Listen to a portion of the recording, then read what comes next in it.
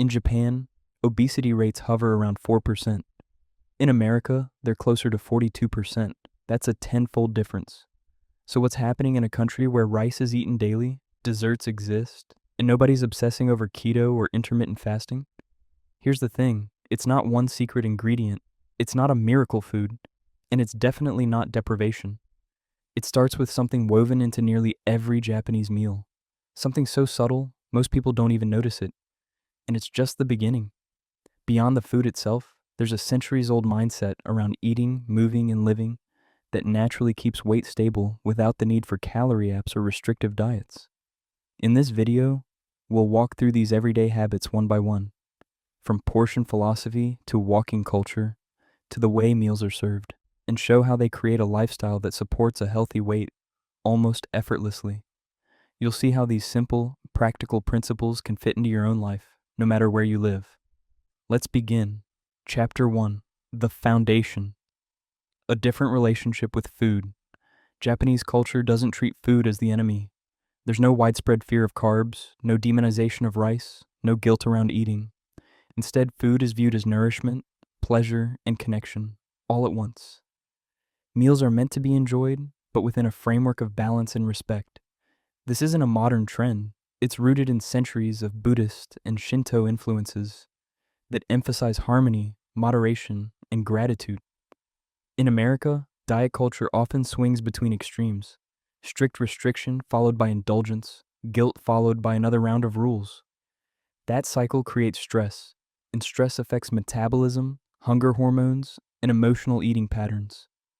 Japan takes a different route. The concept of washoku, traditional Japanese cuisine, was even recognized by UNESCO as an intangible cultural heritage. It's built on variety, seasonality, and balance. Meals aren't about one giant entree. They're composed of small dishes that together create nutritional completeness. This approach doesn't require perfection. It's not about never eating sweets or never having a big meal. It's about consistent, everyday patterns that feel natural rather than restrictive. And here's why that matters for weight. When food isn't framed as good or bad, people tend to eat more intuitively. There's less emotional eating, less binging after a period of restriction, and more satisfaction from smaller amounts. This foundational mindset sets the stage for everything else. Because once you stop fighting food, the other habits, portion size, meal composition, eating pace, fall into place much more easily. Next up, portion size, and why appropriate beats small. Chapter 2. Portion philosophy. Appropriate, not small. Japanese portions aren't tiny. They're appropriate. Walk into a Japanese home or restaurant, and you won't see one oversized plate. You'll see several smaller dishes: rice, soup, pickles, fish, vegetables, each in its own bowl or plate. This presentation does something powerful. It makes the meal feel abundant without being excessive. In America, portion sizes have grown dramatically over the past 50 years. A typical dinner plate is now 12 inches, up from 9. Restaurant servings are often 2 to 3 times what's considered a standard serving. We've normalized eating until we're stuffed, not satisfied. Japan takes the opposite approach. Meals are portioned to what the body actually needs, not what the eyes expect. And because meals are served in multiple small dishes, there's visual variety and psychological satisfaction. Here's the science behind it. Studies show that people eat more when food is served on larger plates, even if they're not hungrier. It's called the Del Boeuf illusion. The same amount of food looks smaller on a big plate, so we unconsciously serve and eat more. Japanese meals bypass this trap. A bowl of rice is a bowl of rice, not a heaping mound on a dinner plate. A serving of fish is palm-sized, not the size of a paperback book. And because there are multiple components to the meal, you're not left feeling deprived. You're eating a full, varied meal. It's just naturally calibrated to actual hunger, not external cues. This habit alone, eating appropriate portions from smaller dishes, can reduce calorie intake by 20% without any sense of restriction. Coming up, the power of rice, and why it's not the villain it's made out to be. Chapter 3. Rice as a foundation, not a filler. Rice is eaten at nearly every Japanese meal, and yet obesity remains rare. In the West, rice, especially white rice, has been vilified as a bad carb, but in Japan, it's a cornerstone of the diet, and people stay slim. So what's different? First, the way rice is served. In Japan, rice is presented in a small bowl, separate from other foods. It's not piled on a plate as a base for sauces and proteins. This keeps portions controlled and allows rice to be eaten mindfully, often in alternating bites with vegetables, fish, or soup. Second, the role it plays. Rice isn't a filler, it's part of a balanced meal. It's accompanied by nutrient-dense foods like miso soup, pickled vegetables, grilled fish, and steamed greens. This combination provides fiber, protein, and healthy fats that slow digestion and stabilize blood sugar. Third, the type and preparation. Japanese rice is typically short grain, slightly sticky, and eaten plain. No butter, no heavy sauces. This keeps it simple and lets the body process it efficiently. Compare that to the American approach. Rice is often fried, loaded with oils and sodium, or served as a side dish to an already calorie-dense meal. The rice itself isn't the problem, it's the context. Research from the Harvard T.H. Chan School of Public Health shows that white rice consumed as part of a balanced, vegetable-rich diet doesn't contribute to weight gain or diabetes risk. It's the overall eating pattern that matters. Rice in Japan works because it's never eaten in isolation. It's always part of a complete balanced meal. Next, fermentation. Why miso, natto, and pickles matter beyond flavor. Chapter 4. Fermented Foods and Gut Health. Walk into a Japanese kitchen and you'll find miso paste, pickled vegetables, natto, and fermented soy sauce. These aren't trendy superfoods, they're daily staples, and they play a quiet but powerful role in weight management. Fermented foods are rich in probiotics, beneficial bacteria that support gut health. Over the past decade, research has increasingly shown that gut microbiome composition affects metabolism, inflammation, and even hunger signaling. People with a diverse, healthy gut microbiome tend to have better blood sugar control, less inflammation, and more stable weight. Fermented foods help cultivate that diversity. In Japan, miso soup is often served at breakfast, lunch, and dinner. It's made from fermented soybean paste and provides probiotics, along with protein and umami flavor. Pickled vegetables, called tsukemono, are served as small side dishes with nearly every meal. Natto, fermented soybeans, is a common breakfast food. These foods aren't eaten in huge quantities, but they're eaten consistently. That steady intake keeps the gut microbiome balanced and supports digestion. In contrast, the typical American diet is low in fermented foods and high in processed ingredients that can harm gut bacteria. This imbalance may contribute to weight gain, inflammation, and metabolic dysfunction. Recent studies published in journals like Cell and Nature show that people who eat more fermented foods have lower levels of inflammatory markers and improved insulin sensitivity, both of which are linked to maintaining a healthy weight. The beauty of fermented foods is that they don't require massive portions to be effective. A small bowl of miso soup, a few bites of pickles, that's enough to support gut health over time. Coming up, how fish and omega-3s shift metabolism in subtle but significant ways. Chapter 5. Fish over red meat. Japan is one of the world's largest consumers of seafood. Fish is eaten multiple times a week, often daily. Red meat, by contrast, is eaten sparingly. This isn't a modern health trend. It's been the norm for centuries, shaped by geography, Buddhist traditions, and agricultural practices. And it has measurable effects on weight and metabolic health. Fish, especially fatty fish like salmon, mackerel, and sardines, is rich in omega-3 fatty acids. These fats reduce inflammation, improve insulin sensitivity, and support fat metabolism. Studies show that people who eat more omega-3s tend to have lower body fat percentages and less abdominal fat. Red meat, particularly processed in fatty cuts, is associated with higher rates of obesity, heart disease, and metabolic syndrome when consumed frequently. It's also calorie-dense and often paired with heavy sauces and sides. Japanese meals center on grilled, steamed, or simmered fish, served with vegetables and rice. The fish is prepared simply, no breading, no deep frying. This keeps the calorie count reasonable while delivering high-quality protein and healthy fats. In America, protein portions are often large, and preparation methods add significant calories. A 12-ounce steak with butter is a very different meal than a 4-ounce piece of grilled mackerel with ginger and soy sauce.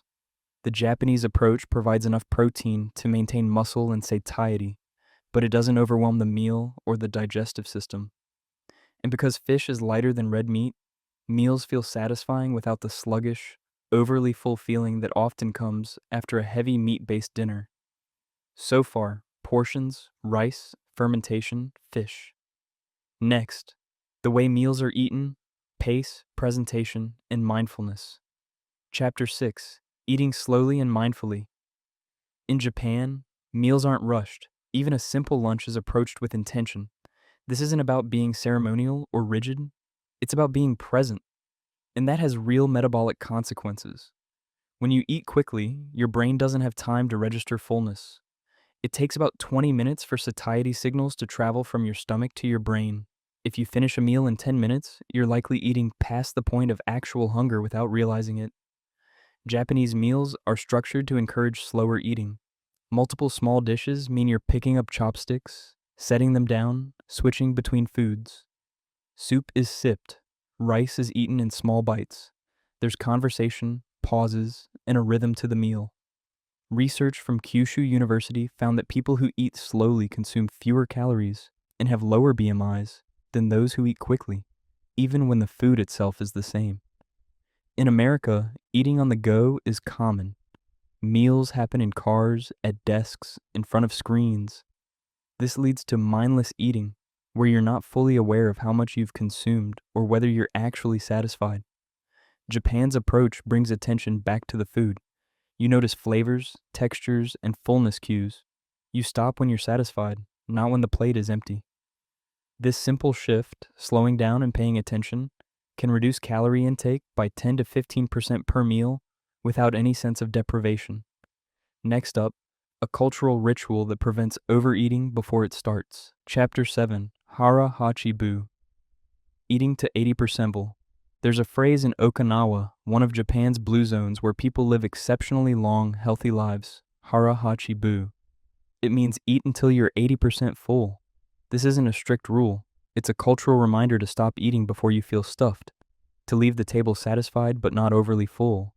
The idea is simple. If you eat until you're completely full, you've probably eaten more than your body needs. The fullness signal arrives late.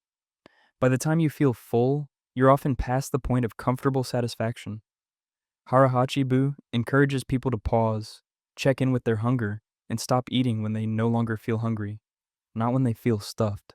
This practice is linked to lower calorie intake, better digestion, and healthier aging. Research on Okinawan shows they consume about 1,300 to 1,900 calories per day on average, enough to nourish the body, but not so much that it creates metabolic stress. In America, we're taught to finish what's on our plate. Portion sizes are large, and stopping before the plate is empty feels wasteful or unsatisfying. But Harahachi-bu reframes the goal. Satisfaction isn't about emptying a plate. It's about feeling energized, not sluggish, after a meal. Practicing this habit means tuning into your body's signals, eating slowly enough to notice them, and giving yourself permission to stop when you've had enough. Next, daily movement, how Japanese life keeps people active without exercise. Chapter 8, Movement Woven into Daily Life. Most Japanese people don't go to the gym, and yet they're far more active than the average American. How? Movement is built into daily life. Japan has one of the world's best public transportation systems. Most people walk to the train station, walk from the station to work, and walk to shops and restaurants. The average Japanese person walks 6,000 to 7,000 steps per day. In America, the average is closer to 3,000 to 4,000. That difference, an extra 3,000 to 4,000 steps daily, adds up to burning an additional 110 to 150 calories per day. Over a year, that's 36,500 to 54,150 calories, or roughly 10 to 15 pounds of potential weight loss. And it's not just walking. Japanese cities are built for people, not cars. Staircases are common, elevators are used less, biking is popular. Even grocery shopping involves walking, since most people shop daily for fresh ingredients, rather than making one big weekly trip by car. This kind of movement is low intensity, sustainable, and doesn't require motivation or willpower. It's just part of getting through the day. In contrast, American life is built around convenience and minimizing movement. We drive everywhere, park as close as possible, and take elevators by default.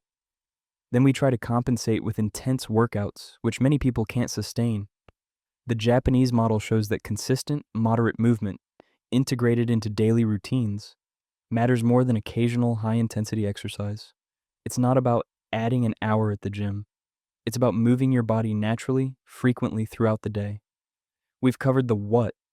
Now let's talk about the how, translating these habits into your own life. Chapter 9, Practical Lesson 1. Start with smaller plates and bowls. You don't have to move to Japan to benefit from these habits. You can start by changing one simple thing: the size of your dishes. Most American dinner plates are 11 to 12 inches in diameter. Japanese plates are typically 8 to 9 inches. That size difference changes how much you serve yourself and how much you eat without any conscious effort. Here's how to apply this. Buy smaller plates. If you're shopping for new dishes, choose 8 or 9-inch plates for main meals. Use larger plates only for serving, not eating. Use bowls for grains. Instead of piling rice or pasta on a flat plate, serve them in a small bowl. This naturally controls portions and mimics the Japanese style. Serve meals in courses. Instead of one big plate, serve soup first, then the main dish, then a small side. This slows the meal down and makes moderate portions feel more satisfying. Fill half your plate with vegetables. Before adding protein and grains, load up on colorful, low-calorie vegetables. This ensures volume and nutrition without excess calories. Studies show that visual cues matter more than we realize. A moderate portion on a small plate looks abundant. The same portion on a large plate looks skimpy, triggering the urge to add more. This one shift, smaller dishes, can reduce calorie intake by 100 to 300 calories per meal. Over a week, that's 700 to 2,100 calories, or roughly half a pound of weight loss per week, with no sense of deprivation. It's not about eating tiny amounts. It's about letting the size of your dishes guide you toward appropriate portions naturally. Next, slowing down. Simple tactics to eat more mindfully. Chapter 10, Practical Lesson 2. Slow down your meals. Eating slowly isn't about chewing each bite 30 times or making meals feel tedious. It's about giving your body time to recognize fullness. Here's how to naturally slow your eating. Put your fork down between bites. This forces a pause and prevents the automatic fork-to-mouth cycle. It's a small action, but it adds minutes to your meal. Eat with chopsticks occasionally. Using chopsticks slows you down, especially if you're not used to them. You take smaller bites and eat more deliberately. Start meals with soup or salad. Liquids and fiber-rich vegetables take time to eat and start filling your stomach before the main course arrives. Eliminate distractions. Turn off the TV, put your phone away, and focus on the meal. When you're distracted, you eat faster and consume more without noticing. Take sips of water or tea between bites.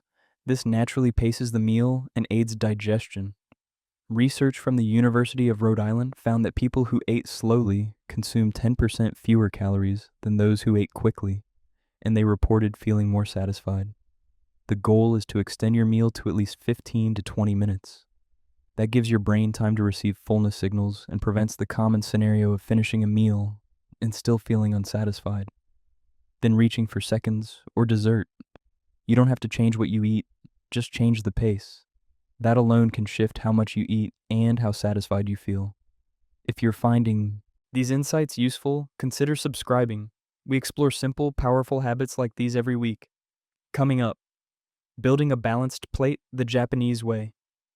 Chapter 11, Practical Lesson 3, Balance Your Plate.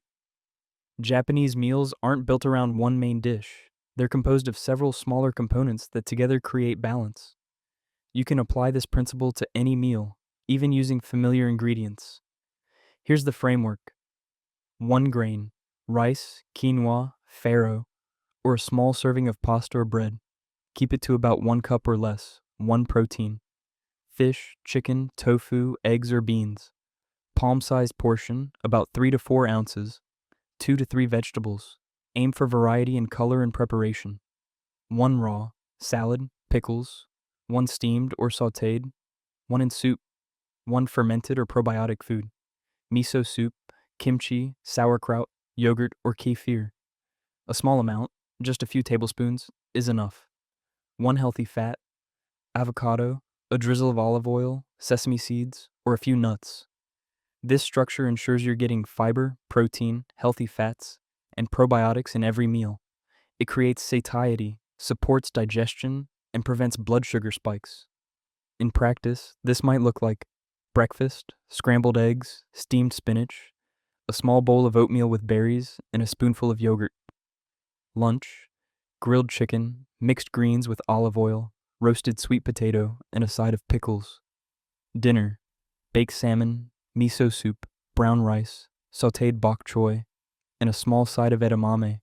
Notice there's no single star of the meal. Everything plays a role. And because there's variety, you're less likely to feel deprived or bored. This isn't about perfection. It's about creating a template that supports your body's needs while keeping meals interesting and satisfying. Final lesson: how to adopt these habits without overhauling your life. Chapter 12. Practical lesson. 4. Start small and build consistency. The beauty of Japanese eating habits is that they're not extreme. They're small, sustainable shifts that add up over time. You don't need to overhaul your entire diet tomorrow. You just need to pick 1 or 2 habits and practice them consistently. Here's how to start. Week 1. Switch to smaller plates and bowls. That's it. Don't change what you eat. Just change the size of your dishes and see how it feels. Week 2. Add 1 fermented food to your day. A small bowl of miso soup at breakfast, a side of sauerkraut at lunch, or a few bites of kimchi with dinner. Week 3. Slow down 1 meal per day. Pick lunch or dinner, eliminate distractions, and aim to make the meal last at least 20 minutes. Week 4. Walk more. Park farther away, take the stairs, or walk for 10 minutes after dinner. Small increases add up. Week 5. Balance 1 meal per day using the framework from Chapter 11. Grain, protein, vegetables, fermented food, healthy fat. Week 6 and beyond. Build on what's working. Add more vegetables. Experiment with fish. Practice harahachi-bu. Keep refining. The key is consistency, not perfection. If you eat slowly and mindfully most of the time, it doesn't matter if you occasionally rush through a meal. If you usually eat balanced portions, an occasional large meal won't derail you. Japanese habits work because they're woven into daily life, not imposed as a temporary fix. They're not a diet. They're a way of eating that feels natural and sustainable, and that's what makes them so powerful. We've covered the habits. Now, let's bring it all together. Conclusion. So why do Japanese people rarely gain weight? It's not one secret. It's not a superfood or a magic formula. It's a way of living that treats food with respect, prioritizes balance over extremes, and integrates movement and mindfulness into daily routines. Let's recap what we've covered. Japanese culture views food as nourishment, not the enemy. Meals are composed of appropriate portions served on smaller dishes, creating satisfaction without excess. Rice is a foundation, not a filler, and it's always part of a balanced meal. Fermented foods support gut health and metabolism. Fish provides high-quality protein and healthy fats. Meals are eaten slowly, with attention and care, allowing the body to recognize fullness. Cultural practices like hara-hachi-bu encourage stopping at 80% full. Daily movement is built into life through walking, biking, and active commuting. Impractical changes, smaller plates, slower eating, balanced meals, and consistent habits make these principles accessible to anyone. These aren't trendy biohacks. They're time-tested principles that have kept generations of Japanese people healthy, energetic, and slim. And here's the important part. You don't have to be Japanese to benefit. You don't have to move to Tokyo or eat only traditional Japanese food. You can take these principles and adapt them to your life, your kitchen, and your preferences. Start with smaller plates. Slow down your meals. Add more vegetables and fermented foods. Walk a little more each day. Stop eating when you're satisfied, not stuffed. Build meals around balance, not restriction. These aren't sacrifices, they're improvements. Small changes that make eating more enjoyable, meals more satisfying, and daily life more energizing. And over time, they add up, not through willpower or deprivation, but through creating an environment where healthy habits are the natural choice. The Japanese approach isn't about perfection, it's about consistency. It's about treating your body with respect, eating with intention, and living in a way that supports long term health and vitality. You don't need to do everything at once. Pick one habit, practice it for a few weeks, then add another. Build slowly, trust the process. Which of these simple habits resonates most with you? Could you see yourself eating from smaller plates, savoring your meals more slowly, or adding a daily walk to your routine? If you found these insights valuable, consider subscribing. We explore practical, evidence based habits like these every week. And if you have thoughts, experiences, or questions, leave a comment below. I'd love to hear which of these principles you're going to try first, because the goal isn't to become someone else. It's to take what works, adapt it to your life, and create a version of health that feels sustainable, enjoyable, and real.